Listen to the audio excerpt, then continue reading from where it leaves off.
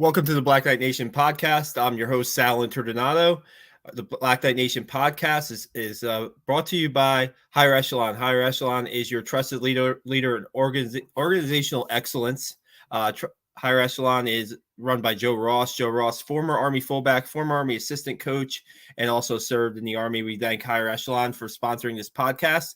Co-host Steve Anderson here tonight. And Steve, we got a big guest tonight. We have 2018 Army football captain Bryce Holland here. Bryce, thanks for taking the time.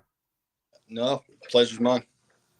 Yeah, we luckily I got to link up with Bryce back in 2000, might have been 18, but more like 19, I think it was, when he kind of reached out, said he was trying to come to Campbell. So, and that's where he ended up doing his time. So, Bryce, awesome having you on, man. Good seeing you again, and look forward to the show today. Yeah, of course, me too. Yeah, I guess, Bryce, your journey to West Point might be a little bit different than others to a point, because when you made your decision, Rich Ellerson was the coach, right? Yeah, that's correct. I had a buddy, Patrick Joseph, who he was a year ahead of me in high school, and he committed to Coach Ellerson. I want to say it was my junior year. Actually, no, it was his junior year, my sophomore year. He committed to Army. And that's kind of really when I started looking into the program and finding out more about it. And he had like a lot of influence on me making that decision. And so, you know, when I got the offer and started getting recruited and everything like that, I knew that I wanted to take a visit up there and go check it out. And I took that visit, and I was pretty blown away. So it was a pretty easy, quick choice for me. And then obviously when Coach Ellerson and his staff were fired, that was my senior year. That kind of left me in like a decision point on, you know, who's coming in, you know, what's the future of the program. I always had the goal of, when I was going there, that we would flip the program around. And then when Coach Munkin came in and I started getting recruited by Coach Saturnio, I kind of had that same feeling that those guys were bought into that, especially with them coming from Georgia Southern, who had a great program, 1AA at the time, and then transitioned to single A a little bit later. I want to say that was my junior year or sophomore year at West Point. But obviously those guys were just fired up, and, you know, that kind of reaffirmed everything for my decision to go there. Now, Bryce, you said it was a no-brainer to go there. I mean, it's really unique to hear a 17, 18-year-old, you know, I'm not sure how heavily you were recruited but, you know, for the most part, it's hard to hear a 17, 18-year-old say it was clear cut to go to a military academy. When there's other offers out there.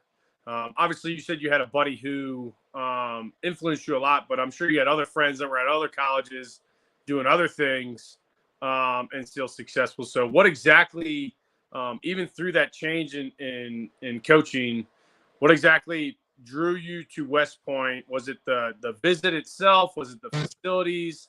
Was it the triple option? What kind of offense did you guys play in high school? That kind of stuff. That made it a no-brainer for you to head to West Point. Honestly, for me, the thing that made the decision was the opportunities afterwards.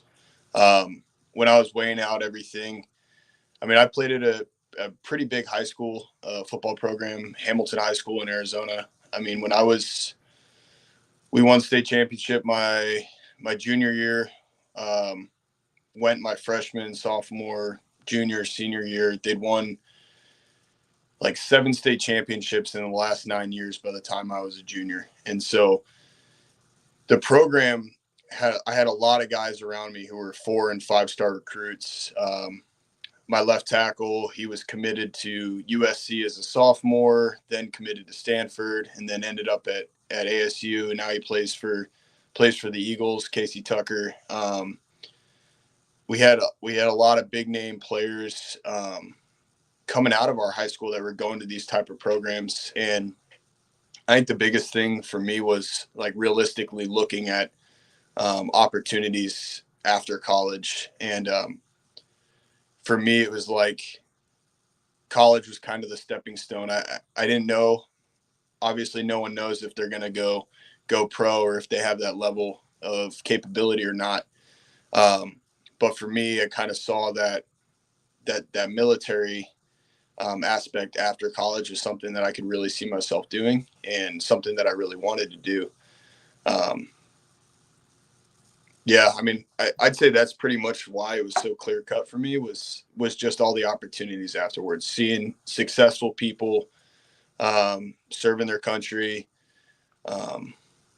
Obviously some of the, not propaganda, but my dad and I grew up watching the military channel and, the History Channel and all that and so on and so forth. So I was, there's a lot of fanfare around it. And I always thought like being in the military would be the coolest thing. And at the time, I didn't even know what an officer was, what an enlisted was. I didn't know there was any difference between the two. I just, saw guys going to war and I was like, oh, that's cool. Let me do that. Did you receive any interest from the other academies during your recruiting? And when there was a coaching change, do those calls come more often when the coaching change was made at Army? Yeah, I was pretty direct with Air Force and then with the Navy as well. That I was staying committed to West Point, that I had no interest in their academies. And that was before Coach Ellerson got and his staff got fired. So after that, there was another uptick from Navy and from Air Force. And I pretty much just maintained the same attitude. I will say for a little bit, I was considering other options to West Point once that coaching change did happen, because there was no way of me knowing like who was coming in, where I stood with the new coaches, and then also you have to put into fact, do they even still want to keep you on this new coaching staff, and do they have in mind do they have you being a player for them in mind in their scheme? So yeah, no, it's definitely very interesting that chain of events where you tell Navy and Air Force, hey, thanks but no thanks, I appreciate it. Coaches get fired, so you're like, all right, well, now I got to kind of reevaluate this stuff. Reevaluated going to Navy and Air Force. Right. No, the Navy offensive coordinator at the time came for an in-school visit, and after that had happened, and I told him again that I wasn't changing my decision, and I could see him get visibly irritated, and then proceed to tell me about how we'd lost so many games to them and how we weren't ever going to beat them in the future, and so on and so forth. And I mean, obviously, two CIC trophies for our teams speak otherwise, but was there more satisfaction down the road we want to talk about, from the start to finish of your Army football career, was that more satisfaction there when you guys were having success and you were able to snap the streak against them, or no? Oh, definitely. 100%. I mean, I think that's regardless of if you had offers from the other academies or didn't. If you wanted to go to the Naval Academy but you didn't have an offer, so you came to Army or whatever it may be, for me that was I think it's every guy on the team has a lot of pride in that. I mean, just the fact that you're getting the win over the sister service academies, but on top of it, that you were a part of that turnaround. That everyone took a lot of pride in that. Especially those guys that were there in the dark years. Talking what was it, 2014, 2015, 2016, or going into Bryce, those aren't even close to the dark years, brother. Right? You're way off. Hey, my freshman year we won We're talking 2000 through about 2008, maybe late 90s, after the 96 team, what I mean? Like those were the dark years I don't know if you caught the podcast with Joel Davis, but he refused to talk about what the coach's name was after the late 90s success. So the early 2000s head coach. But yeah, no, I 100% understand what you're getting at, man. I mean, that was our thing when I was at prep school and Coach Ross left, right? When I was at prep school, Coach Bobby Ross, very famous coach, he left, and I opened up my recruiting without telling anybody. And one of my mentors, one of the most intense people in the world, sat me down and asked me what it was, what am I prepared to do in order to bring winning back to Army football. And then we made a pact, that prep school class made a pact that, very soon after. And yeah, man, like I can't imagine what it felt like to beat Air Force and Navy and win a CIC because I never did it. Not one time. Didn't beat Air Force or Navy one time. 0-8 in my career. 0-9 if you count Navy prep. So it was definitely the fact that we finished off with a bowl win was at least allows me to sleep at night. But Yeah. you talk about the satisfaction, about beating your sister academies, having those coaches at the time when you're 17, 18 years old talking about, well, do you understand how many times we beat you guys and this, that, and the other? So I can't imagine just looking across and, I'm sure that offensive coordinator came over and shook your hand after the game and was just like, son of a gun. Yeah. Yeah. So, Bryce, maybe you could talk about like just how when you get up to West Point, and I guess the transition with Coach Monken, and maybe what freshman year was like. I know you were able to get on the field your freshman year, and then kind of you were a little set back by an injury, but then you were able to return to the field, and maybe just tell us a little bit about that. Yeah, freshman year was rough. It was an eye-opening experience. I'd say for every single person on that team. For the older guys that were there, so obviously the sophomores, juniors, seniors that were there in spring ball when Coach Monken had just gotten there, obviously they went through mat drills and through an off season with him. And it was pretty grueling for those guys. And I remember for us, we were in Beast Barracks at the time, and we were like, the things we had heard from upperclassmen about, when you leave Beast Barracks early, because the football team we'd leave, I want to say it was 2 weeks early, and we would start football camp. Well, everything we'd been hearing was like, yeah, you're going to get to camp. You'll have a lot of time to like sleep and chill out, kick your feet up. You'll watch like a couple movies at night. And then obviously you'll have practice, and you'll do some weightlifting and you'll do some film, but like, it's really low threat and everything like that. And I'm like, okay, yeah, that sounds pretty cool. Like, yeah, that'll be a good reset after, going through Beast and everything. Well, then we get there, and that's not the case whatsoever. I mean, the first night ends with us being woken up at probably 3 a.m. by Coach Monken busting in the door, pulling all the upperclassmen onto the field, or all the seniors. And for lack of better words, smoking them for a little while, and then bringing those guys back in around 5 or 6, and then bringing the rest of the team out and going through it all over again. So that kind of set the tone for what that freshman year was going to be like. And I'll say, like, there has not been a year of my life of harder, more intense practices. I don't think what we did that year, any other college football team in the country has done since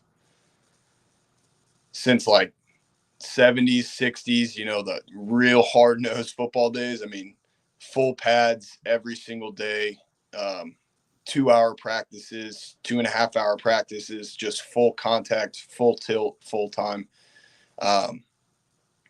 And then to top it off with conditioning after practice, like wind sprints and, bear crawls and everything to just make you tougher.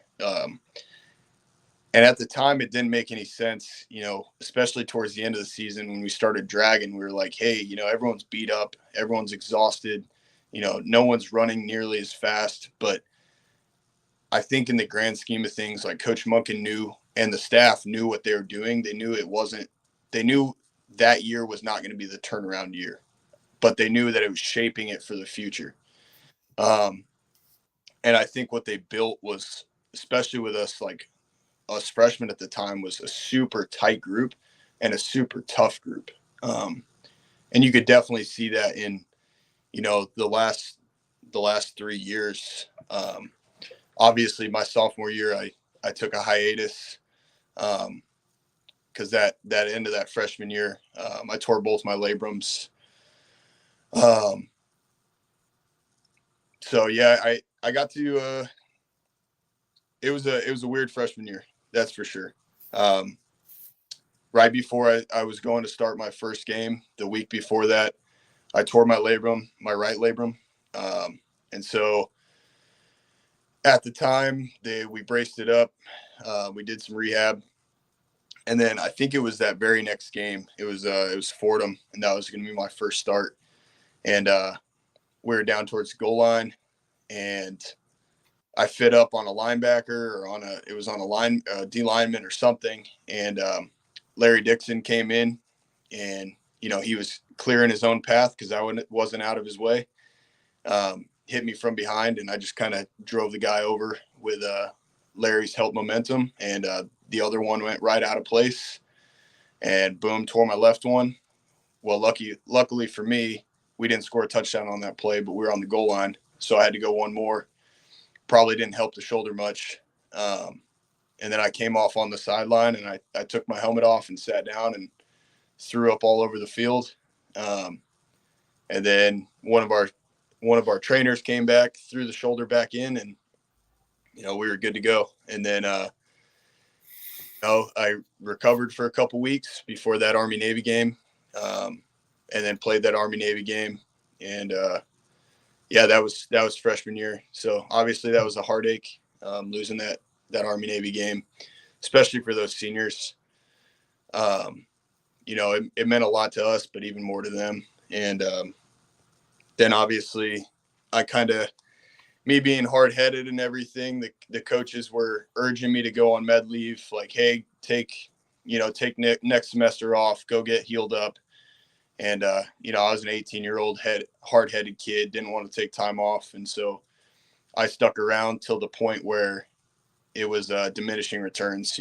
We got to spring ball, and I was trying to play through it. Well, it got to the point where shoulders were coming out when I was, raising my hand in a meeting. So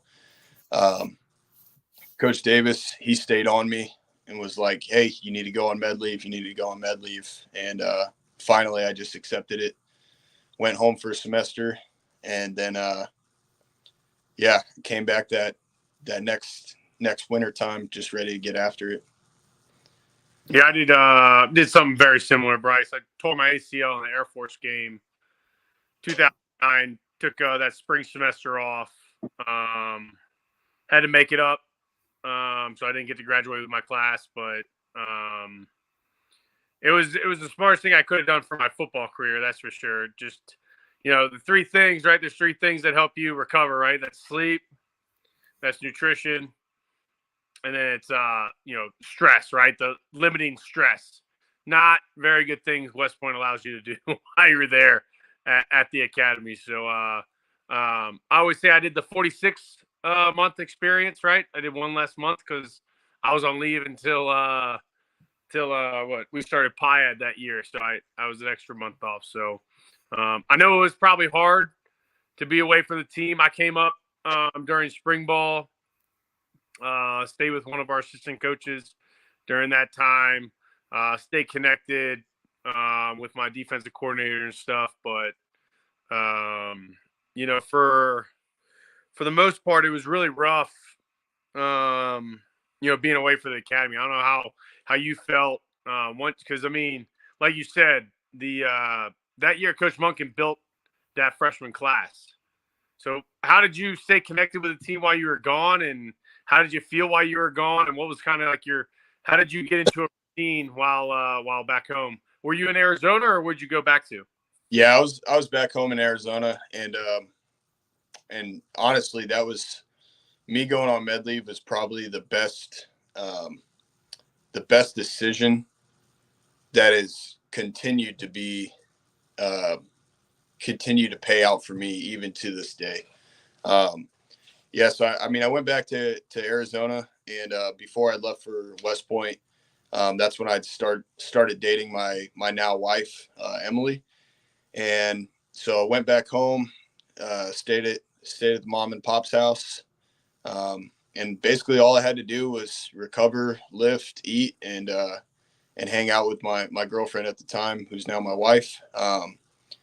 So with me being gone that first semester and a little bit of time, that was really nice to get home and be around Emily and be able to spend that time together and build our relationship further. And then also just having my sole focus being, rehabbing those injuries. Like you already said, sleeping, eating right, limiting that stress. I was going to a ton of therapy sessions. I was lifting as much as I possibly could, trying to push the limits on my shoulders, but trying to be smart with how I was doing it. I think that was the biggest thing for me. And I got really lucky. I mean, I had close to, I want to say 18 anchors or 16 anchors between my two shoulders in my labrums. And, still to this day, I have absolutely no issues with them. I didn't have another issue with it the rest of my football career at West Point. I got full range of motion, everything like that. So it was really good for me. And then honestly, just staying connected with the guys. Luckily, we have a really close friend group. So that wasn't really a big problem. I got to go up and see the boys play when they flew out to Air Force. So I flew out there, saw the guys, and then I flew up for the Army-Navy game that year as well, and got to see that game and be with the guys once again. So I tried to stay around for what I could, but obviously, Arizona's a long flight to try to get up there as much as possible. So a lot of it was just keeping up over text and, guys like John Voight and Josh Boylan and Mike Houghton and Joe Tustin and, all those guys, reaching out and saying what's up and, keeping me in the loop with how everything was going. That year that you went home, I mean, that was a year where Army was close to winning a lot of games, right? Yeah, I think it were 2-10, but the games were really close. A lot of games by a touchdown or less. And I don't know, were you watching these games unfold on TV? Were you doing that? And maybe when you getting back, does that kind of fuel you even more to say, hey, because I remember being at that Army football banquet and Coach Monken said, we're going to flip the switch. We're going to flip this 2-10 record next year. And you guys were darn close in 2016 with a lot of big victories. So, yeah, I mean, I watched every single game and just got more and more frustrated each week. And I think that was the feeling the entire team. I mean, if anyone came out and watched the 2016 team play, and not just play, even just the way we practiced and the way we held each other accountable and the focus that we had in film, just every step of the game, like we played pissed off. And that was before the first game of the season. We knew we were going to be successful. Like leading up all off season, we knew we were a different team, just from the attitude. Like that was the year that like the attitude and the culture and that hard nosed, never quit, fourth quarter warrior. That's when that whole football team was really, I think, established and solidified that that's who we were. Well, I think it's right.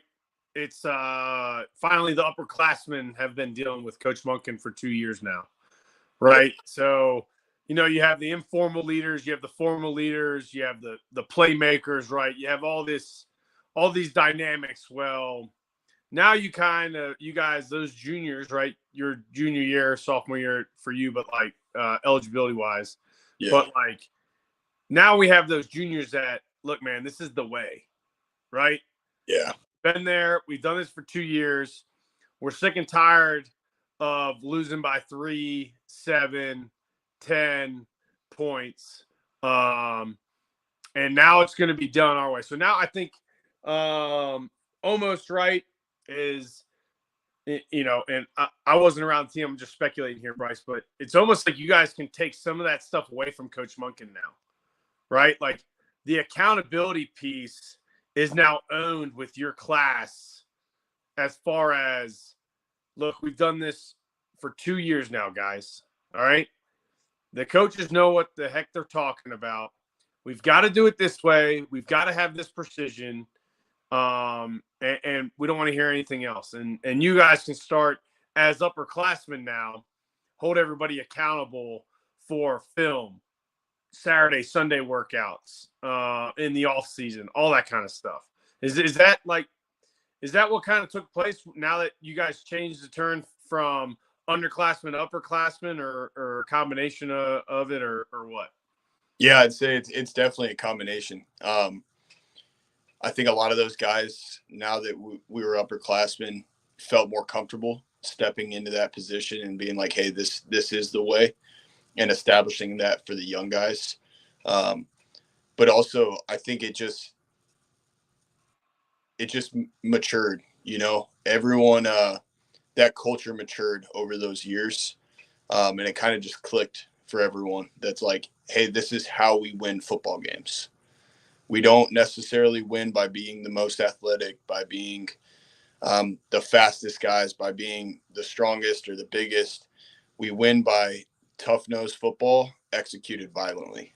And that's kind of what we ran with. And that's why when you watch it,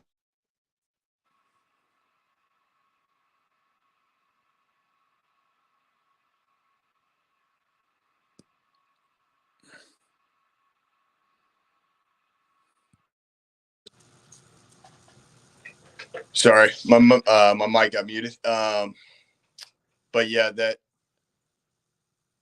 if you watch that 2016 team play,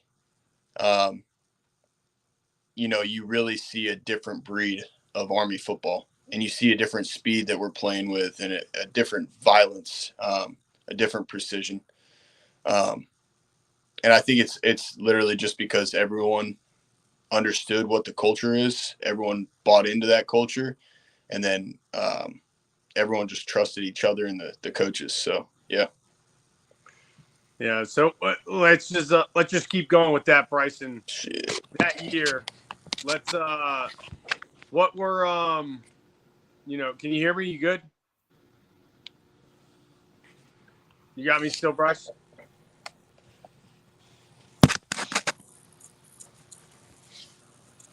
Bryce, can you still hear me? Might have lost him. I think he's there. Steve, I just remember that the first game of 2016 being at Temple and playing at Lincoln Financial Sorry, Field. guys, I lost volume. I can't seem to hear you anymore. Just drop off and drop back on. Anyway, go ahead, Sal, about Temple. There he goes. Yeah, I just remember that being at that game, Steve, and that was a huge game in the maturation process of the team and the start of the winning for them. Temple was a solid team coming back, and like Bryce said, I mean, Army from the get-go was just a more physical team, and just being at Lincoln Financial Field and waiting for the press conference after that game and hearing the joy in the locker room and the On Brave Old Army team just echo through the underground, the stadium was, there could be something special starting here. I don't know if that's what you thought about that Temple game, Bryce. Sorry, I just picked up being able to hear y'all again.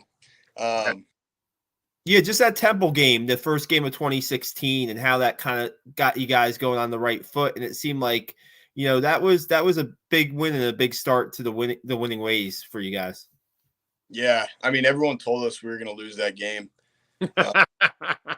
So, like, we had nothing to lose. Like, everyone already expected us to go out there and lose. So, we just went out there and put everything on the line. And, I mean, you saw like, anyone who watches that game could see how hard we were playing and how, honestly, we were just playing with reckless abandonment, Yeah, that was a fun football game, and I think that was one of those games that, like, we got that under our belt, and everyone's confidence kind of boosted a little bit. It was like, okay, maybe we are real, maybe we are different, and then we kind of just let it ride from there on out. Yeah, that was my first Army football season at Benning when I was there after Triple C. And 2016's got a hilarious Year of the Ring story that I've told Sal before. But I remember watching that game, and I remember looking to, I always try to have, Bryce, at Campbell, I always try to have, whoever the Army football players are at the post I'm at, I try to, have people over for games or whatever. I just remember watching that Temple game, and I was like, man, this felt like a statement game, right? Yeah. Like, it felt like a statement game, not just from, getting the W, because obviously that's all that matters at the end of the day, but every single play from the start, there was somebody or everybody that was trying to make a statement about the play. And I just remember it because, me and Sal have been doing this for a long time. We've evolved over the years to now we do, live cast. But I remember talking to Sal after the game, like, man, that was Army football. If anybody ever had a definition of what Army football was, that was kind of like the start of what it was about. Just like you said, right? Hard-nosed football, relentless effort, all that kind of stuff. And it was at Lincoln Financial, so it was a more of a Temple game than a neutral site or an Army football game. So that was also another kind of thing. I know you guys, Bryce, I don't even know how many times you lose at Mikey Stadium when you were there. Once you started your I guess we'll call it your junior year, but your sophomore eligible year. A couple? I honestly couldn't even tell you. I mean, less than a handful. I know that. Yeah, less than a handful, right? Whereas, my year, we didn't win at Mikey all year. We always said if we got on a bus, we were going to win a fucking game. We should have, a plane. If we got on a plane, we were going to win. We said we should have flown to Philly that year. That way we would have beat Navy. But yeah, that's something that you have, right? You guys started that at Lincoln Financial that year against Temple, who was supposed to, I think, I didn't look it up, but they're obviously favorites. And then you guys started the streak at Mikey. So just an incredible start to the season. And then what other games at Mikey Stadium do you remember throughout your career? Oh, man. Oh, there's too many to count. Well, Miami, Ohio, that was one. Weird team, but crazy game. I can't remember what the game was that I don't remember if it was Miami of Ohio when Kelvin Hopkins came in. We had like less than a minute left and we were backed up to our own 10-yard line. We went down Temple. It was Temple, I think. Was it Temple? I think it might have been the Temple game. I could be wrong. Let me just check. Okay. Yeah, Temple. Yeah, when he came in off the bench and led you guys to Jermaine Adams touchdown pass. Yeah, so that game, I mean, that was absolutely insane. How many yards? How much time? Come on, Bryce. What's up? How many yards? How much time? What I want to know. Come on, how much do you remember? It had to be like, I'm going to say at least 90 yards I'm going to say there was probably like 56 seconds left on the clock. All right, Sal, what do you know it off the top of your head? I don't know it off the top of my head. We'll go with Bryce. I'll look it up and we'll fact check that. But I think 90 yards. Okay, so we got 90 yards in 56 seconds. Calvin Hopkins comes in. Full option football team. That's like that ain't happening. Hey, that's bread and butter, baby. Bryce, that's bread and butter. All right, so talk about that drive, man, because that sounds a lot like, we had Rodney McCady on here, and he talks about the drive, right? That's like the Army football drive back in the 90s. So talk about that 90-plus drive with a minute left in the game and backup quarterback and everything like that. Well, I want to say we got sacked like the first 3 plays of the drive, or didn't go anywhere. It was like incompletion, and then like a sack or something like that. And then first thing we had was, I want to say we had like a little out route for a first down.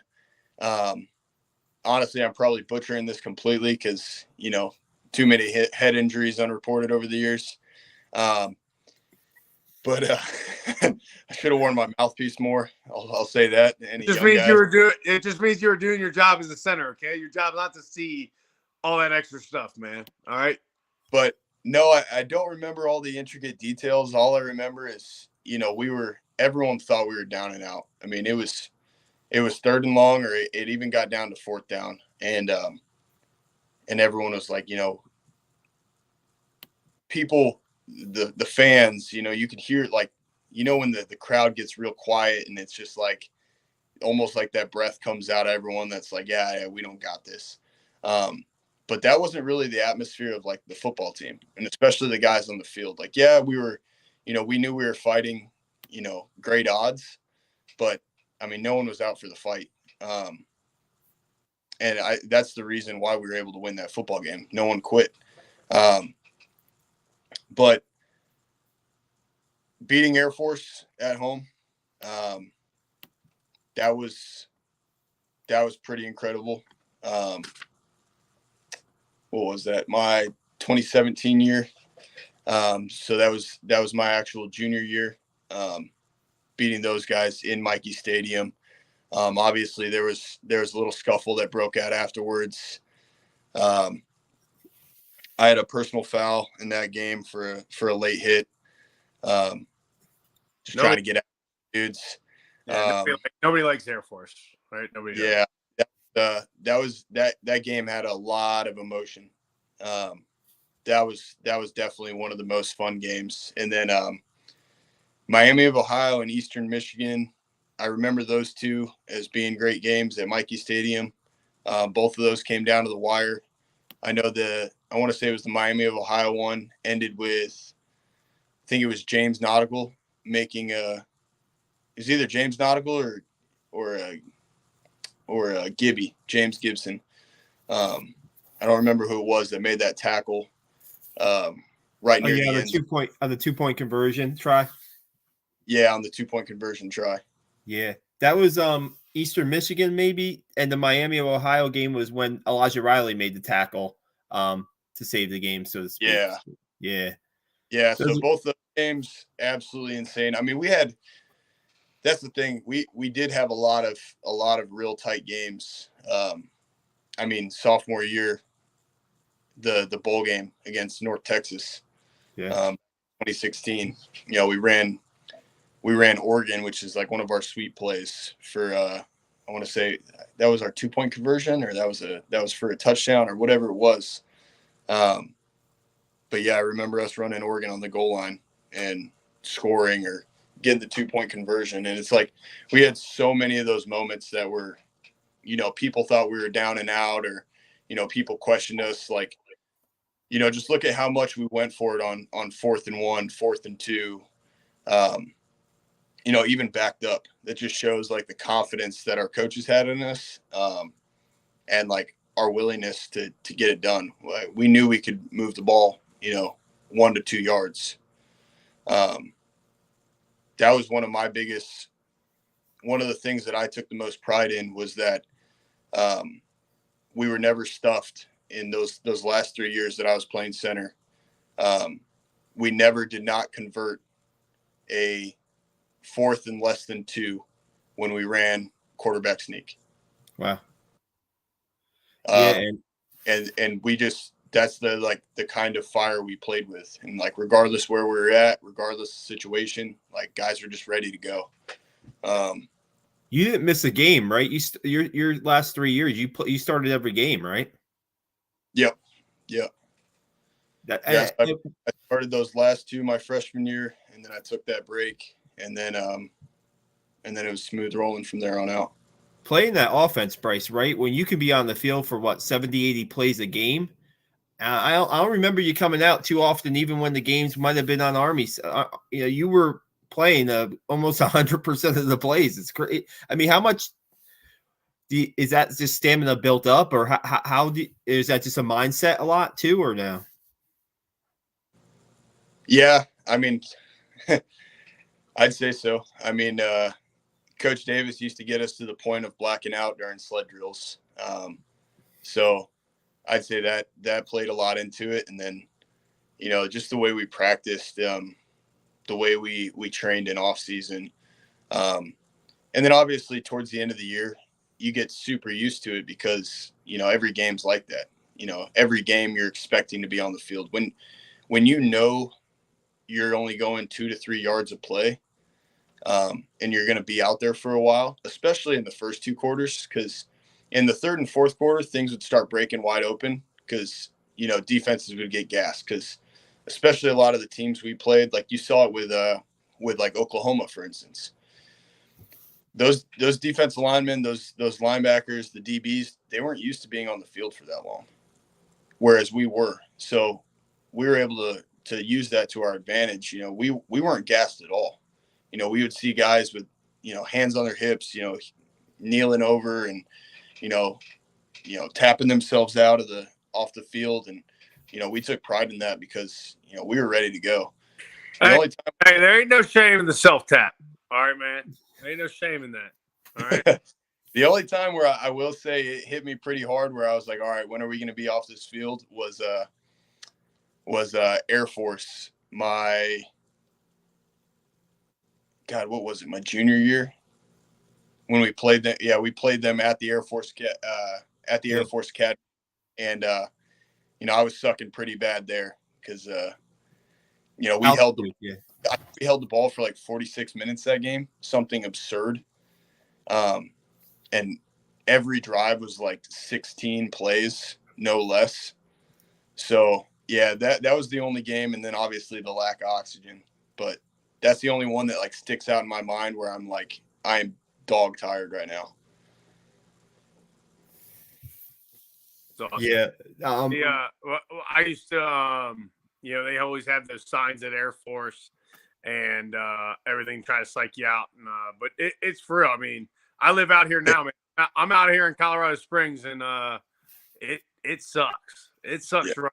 It sucks doing anything long distance here. So it's you get used to it after a little bit, but not after showing up 3 days or whatever. So, but Bryce, so talk about obviously the when you guys finally get over the hump, you win the CIC, and that feeling, and then just how much more you wanted it the next year. Shoot. Yeah, I mean, I guess to really, really starting it out would have to go back to that first Army-Navy win. Because that was kind of just like that, that 2016 season, that Temple game was kind of like the stepping off point for us.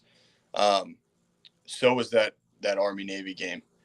And that kind of just built us, that fire just built more the next year. It was like, we had grown men running up to us and, hugging us and kissing us on the forehead and saying how excited they were. And, all drinks are on me tonight or whatever it may be.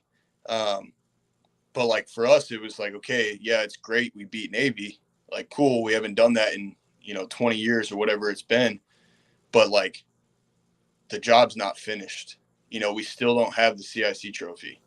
And so that kind of fed us into next year is like, like, hey, yeah, we can pat ourselves on the back. We can say, hey, great 8-5 season, good bowl game win, like all that stuff. Like, yeah, good job, guys. But like 8-5 is not where we wanted to be. Like, that's a mediocre football team. I don't care what anyone says. Like, 8-5 is that you're not a good football team. You're mediocre at best. And we beat Navy, and yeah, that hadn't been done, and yeah, we can take some pride in that. But like, we got bigger things we want to do. And so that led us into that next season where, guys were just even more pissed off, even more ready to go. So yeah. And then obviously once we secured the CIC and we won that, we knew we had to do everything in our power to maintain that and keep that trophy at home. So it was no like holding up that trophy junior year wasn't like, oh yeah, like, we've arrived. Now it's like, okay, well, where do we go from here? And how do we maintain excellence? How do we pass this on to the young guys? How do we, and that was one of the big things, like, specifically my senior year when I was a captain, one of my biggest things was, these young guys, the freshmen and sophomores on this team, all they know is winning. They came into a program and they've won, a lot of football games already. Like, these guys are going to be the most winningest classes or whatever it may be. But my biggest thing was like, okay, well, how do we make sure our culture is so rock solid that that's not going anywhere? That even though all these guys know is winning and they don't know all the hardships that we went through to get here, how do we maintain that culture of excellence that's been preached? And really it's showing up day to day, ready to work with that same attitude. Like, you have, everything to lose. Because that's kind of like what we felt like we were at. Everyone was still looking at us like, oh, are they going to be the old Army team? Or are they the new Army team? Are they here to stay, or was that just a fluke? People were talking about, oh, well, they had close games last year. They probably won't all go in their favor this year. Those kind of things. And we were just like, okay, like, whatever the noise is, whatever you guys want to say about us, you can make us underdogs for every game. That doesn't matter. We're still the same team. We still have the same culture. We still have the same dudes with the same attitudes ready to get after it. And so that was like one of the biggest things that we had to maintain to keep our success. That was 11 wins, right? Nationally ranked. And man, when your final game of your career is that bowl game against Houston, and you throw a 70 spot up and you're an offensive player, that's a nice way to go out, right? Yeah. I will say it's a little selfish, but I was pretty worried in that game. So I had two thoughts going on during that last bowl game. And, one was, well, I'm already past my commissioning time. So I couldn't be a December grad because, I still weighed close to, 300 pounds. So I still had like the basic Army stuff that I had to finish. So the APFT, the IOCT, all the commissioning stuff that a big boy like myself couldn't pass at the time. And then also, like, football's a violent game, and I planned on playing it that way all the way till the very end. Well, I was enjoying my time so much that last game that obviously I didn't want to come out. But I had that looming thought in my mind as well. So we'd went up, I don't even remember what it was at halftime, like, 40 points or whatever it was. And we go back out there again, and, first line is still going out. We're like, all right, let's get some more. And then, we roll late into the third quarter. And I think it was finally at the fourth quarter. And, I'll never forget this. Coach Davis came over the headset and he was like, what do you think, Bryce? Do you think that was a good last drive? And I was like, yeah, coach, I think that was about as good as I could have got. And that was my last drive playing football. But but yeah, couldn't have went out in any better way. And then after that, sat there and watched the guys and just kind of really, really soaked it all up. Yeah, that was a really great way to go out. So Bryce, you talk about how, you're past commission date, but you can't quite do it. So just kind of talking about how that process was going from 300 to, you look about, let me zoom in a little bit. You look about 215, 220 now. So I know you're an infantry guy. I'm sure Ranger School helps you out, lose a little weight too. So talk about where you're at now, what you're doing, and how much you've enjoyed your choice becoming an infantry officer. Contrary to popular belief, Ranger School did not help me lose weight. I went in at 235 and I came out at 235 because that last, 2 weeks or whatever you get out of the field, I crushed, I think, every honey bun and every MRE that a dude wasn't eating because he was saving up for other food. I mean, I literally ate everything under the sun. I ate like a big man. And so, I came out pretty chubby. I went in muscular and I came out, skinny fat, but, I maintained that size. That's for sure. No, I mean, right after that last game, I think it was like December 28th. I went home and I just started running and lifting like usual, but just running a lot more, cutting down all the calories. And, the weight came off pretty fast. I went back about a month later and I think I'd lost like 30 pounds or 25 pounds. Went and did all the prerequisite graduation requirements. And then, it was basically a month later, January 30th, I commissioned. And then went through right after that. My wife and I, we, packed up the truck and we drove 24 hours down to Texas to her family. And then, shortly right after that, we got married. And then 2 days after that, we drove up to Fort Benning, Georgia, and I started IBOLC. Went through the infantry basic officer leader course. Had a great time there. I knew that's what I wanted to do. So it was exactly what I expected it to be. A lot of time in the field, doing graded patrols, things like that to get us ready for Ranger School itself. And then went through Ranger School. I was lucky enough to be a straight through guy. Picked up I was awarded the, officer honor grad from Ranger School. And so that allowed me to go to a follow-on school after Rangers. So I went to airborne school, and then shortly after that went to Pathfinder. And then while I was in Pathfinder, that was when the COVID stop movement order came out. So my wife and I, we got stuck at Fort Benning for another, I want to say 3 or 4 months. And during that time, I was originally assigned to Fort Lewis, Washington. And so I knew I wanted to go to Campbell. That'd been a place I really wanted to go. I wanted to be a light infantryman. I wanted to fly around on helicopters. I thought it would be a really good place to start my infantry career, get a good experience. And so, I hit up, guys like Steve, old players, old teammates, basically rattling any cage I could. And, sure enough, Army football came in for me again. I made a last call to Coach Munkin.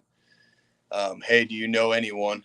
And luckily enough, I had a really good relationship with Command Sergeant Major Love. And he helped me to actually get my order switched to Fort Campbell through some of the relationships that he had built. So, that alumni and that connection was a huge help to getting me to where I wanted to be. And then since coming to Fort Campbell, it's been pretty much nonstop. I came here, I went on, temporary leave for a couple days to get settled in the house. And then right after that, I took a platoon down in Cougar Company in 2327 Infantry, no slack in 1st Brigade. And went to platoon live fire, company sticks, JRTC, so on and so forth. And then I was a rifle PL for about 12 months. And then shortly after that, I had my daughter. And then I transitioned over to be the HHC mortar platoon leader. And so I've been doing that now for about another 12 months. So it's been go, but it's been a really good time. I've been super fortunate with everything that's happened so far. I remember talking to you, Bryce, about like when you were graduating, and then did you even think about playing pros? But you were a guy that pretty much had military. You were really set on wanting to go to the military and make a difference, right? You weren't really pro football. Wasn't really didn't seem like an option that you wanted to pursue. Yeah. I mean, Coach Davis and Coach Munkin and them, they talked to me about it, specifically, going into my junior year. Once I got nominated for the Remington Award, and then was nominated for again the second time, and made it to the semi list. That's kind of when like.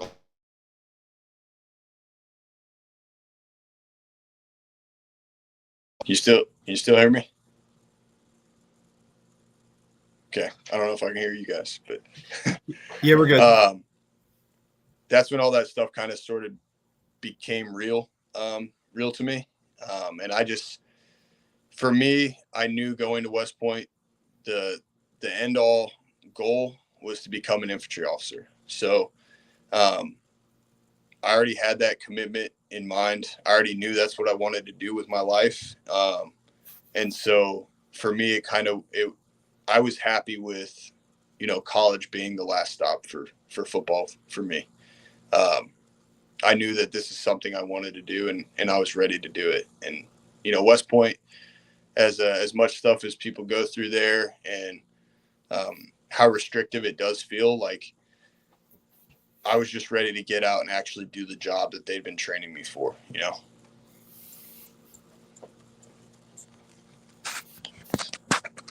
Absolutely, yeah. That's So what? So you got 12 months. That means you finally figured out how to be a mortar PL, and they're going to move. I lost you guys on sound again. Sorry, we'll yeah, drop off, but yeah, we'll see if we can get them back real quick. See if we can get them back one more time. You got us or what, Bryce? Yeah, I was going to say we wrap it up, but maybe Steve, some final thoughts from you before we wrap up the podcast. No, just awesome hearing Bryce's story.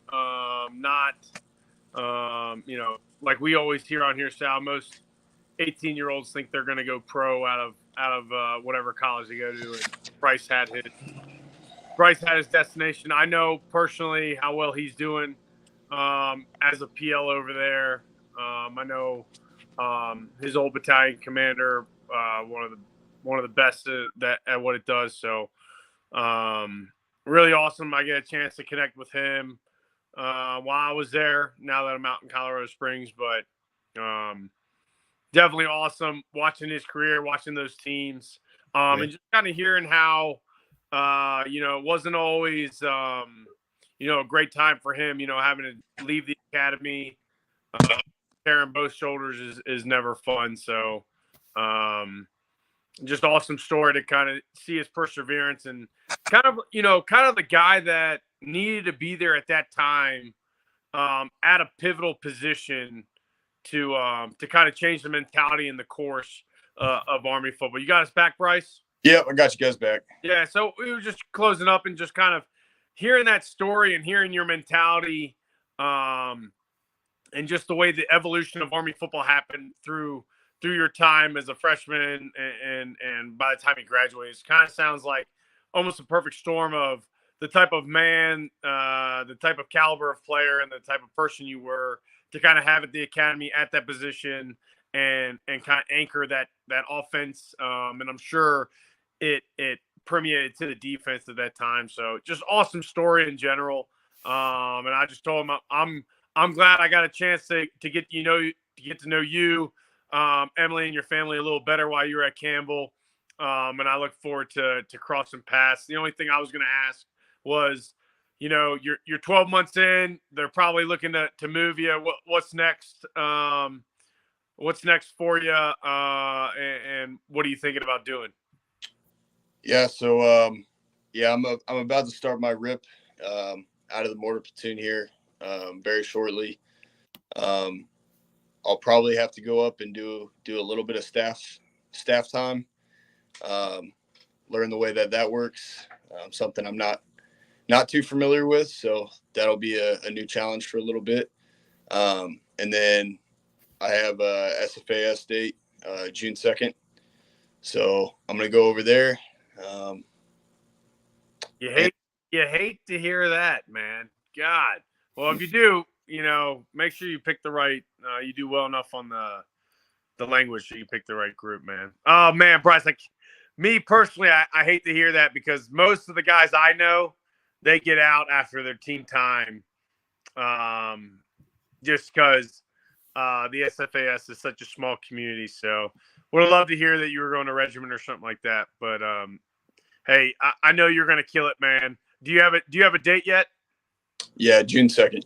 All right, so we might as well just, pending any catastrophic event, just chalk up you as a special forces officer. And, I look forward to hearing from you, man, and look forward to catching up some more before you head out.